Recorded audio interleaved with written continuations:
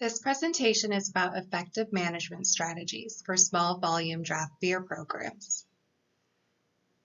There is focus towards Eastern Washington establishments, as Washington state produces over 69% of all the world hops, with Yakima Valley accounting for the majority of them.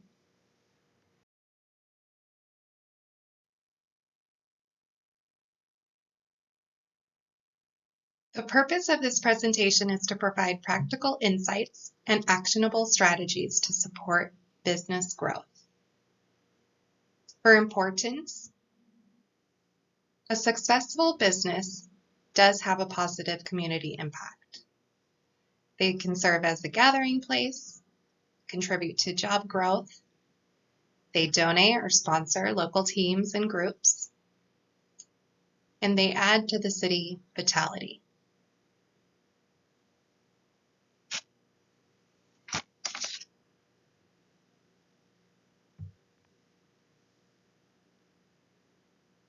As well as the importance of beverage selection for both a business and a consumer. A survey taken by BrewBound, a leading industry analytic resource, found 49% of people will go to a particular establishment because of their craft beer selections.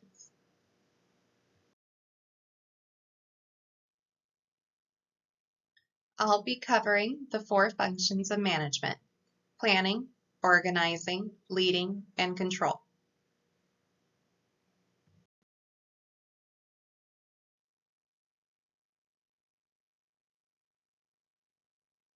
To start, the planning. This involves conducting an environmental analysis. It will help understand local market demands and seasonal preferences. Planning also includes thinking about resources the establishment has available. Meritage Technology is a Pacific Northwest supply company with industry benchmark data. They say profit margin of beer as a whole is about 80%. Cost per ounce for beer in kegs is 40 to 45%, less than cans and bottles. Which sounds good for budget. However, craft beer on draft also has higher overhead expenses. There's installation, maintenance, and purchasing CO2 and nitrogen for the system. As for space, evaluate how many draft lines you can have and what fits in the cooler. Keep in mind, the larger cooler is also the larger overhead expense. As for planning goals, think about any sales or financial goals that the program would like to aim for, as well as the atmosphere for the establishment.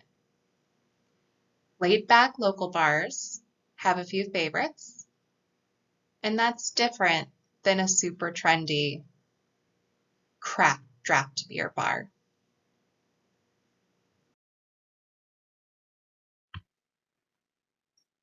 Into the organizing phase.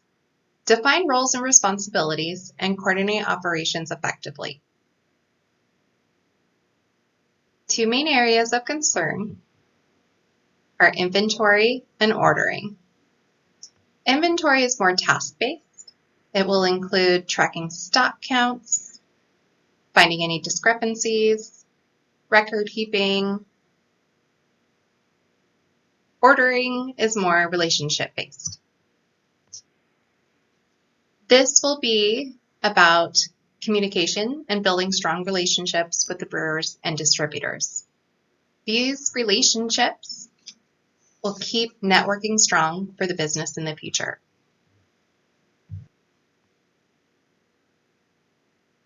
For coordinating, consider frequency of orders.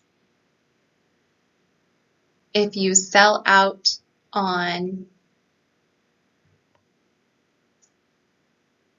a Monday after a weekend, but it doesn't get stocked until Thursday. What are you going to do? Are you okay with not having those in stock, or would you order differently?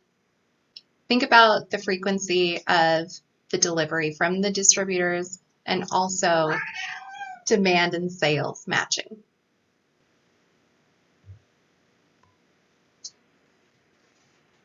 In the future, there may be some funding available to keep in mind.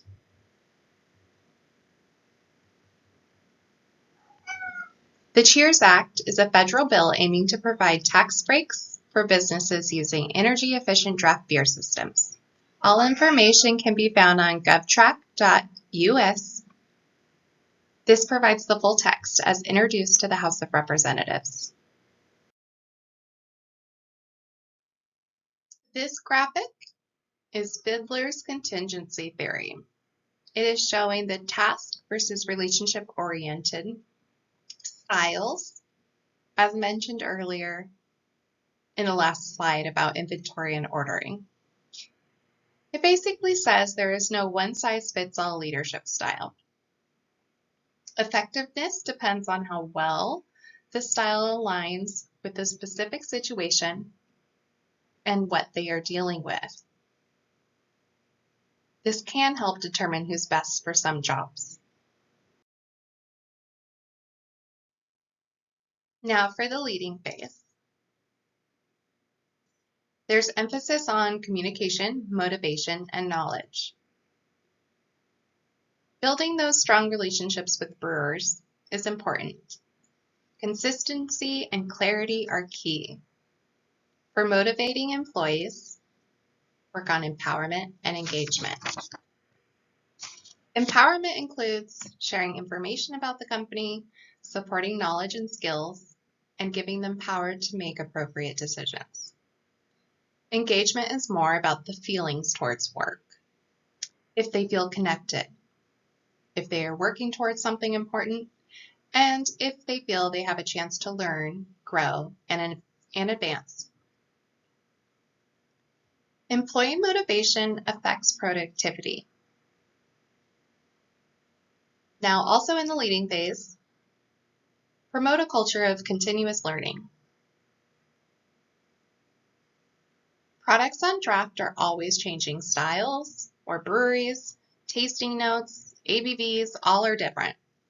More knowledge leads to more self-autonomy. This will empower employees to make informed recommendations. This enhances job satisfaction and customer interactions.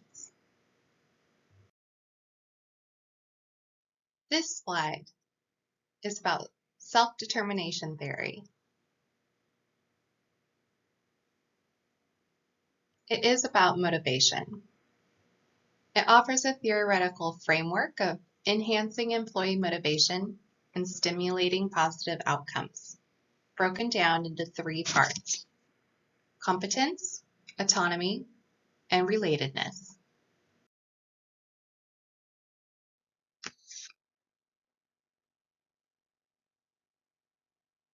Lastly, the control phase. Highlighted is product and performance. Product is about quality checks and market perception. Quality checks are about the draft beer system itself, cleanliness, and taste tests. Market perception is about what is popular, what is good, and what is new. For performance, think about performance measurements. You're going to need to establish criteria for the analytical reviews. Performance measurement is enhanced with this feedback. 4 steps of feedback control are establishing standards, measuring actual performance, comparing, and taking corrective action.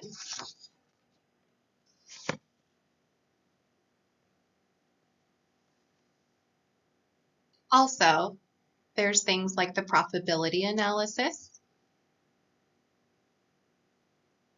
thinking about what are the sales volumes, and overall adaptability to the industry changes.